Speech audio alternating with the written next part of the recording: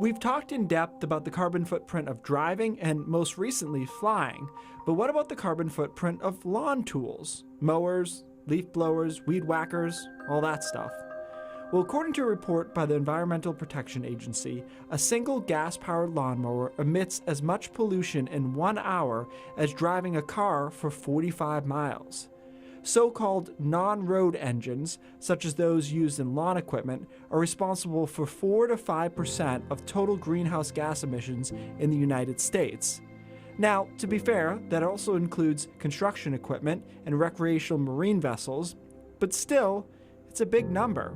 Bigger than commercial aviation, which is estimated at 2.5%. And it's not just about CO2.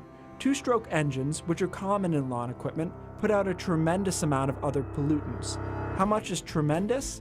Well, a two-stroke leaf blower emits more pollutants than a 6,000-pound 2011 Ford F-150 SVT Raptor, according to tests conducted by Edmunds. All that pollution is an issue, but many climatologists contend the biggest issue with lawn equipment is actually the lawn itself. Lawns are poor carbon sinks because most grass has a relatively shallow root system.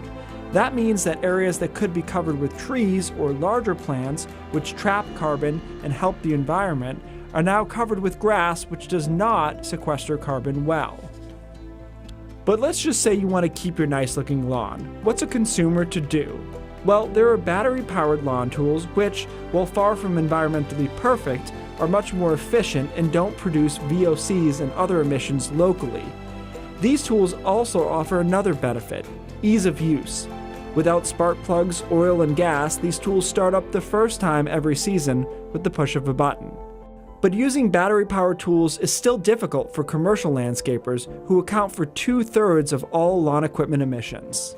We're taking care of much larger properties than just the average house lot. So we can have condo associations anywhere from like 5 or 6 units all the way up to 50. And 50 units is a much larger parcel of property to maintain. Dylan says right now battery-powered equipment that lasts an hour or so just doesn't cut it for what he needs, but he's open to them if there's some improvement in runtime.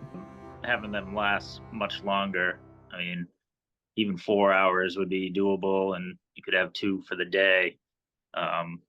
But yeah, I'd say on average our guys work in the field at least 8 hours a day.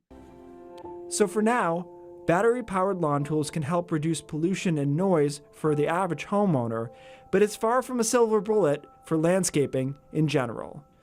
For News Center Maine, I'm meteorologist Keith Carson.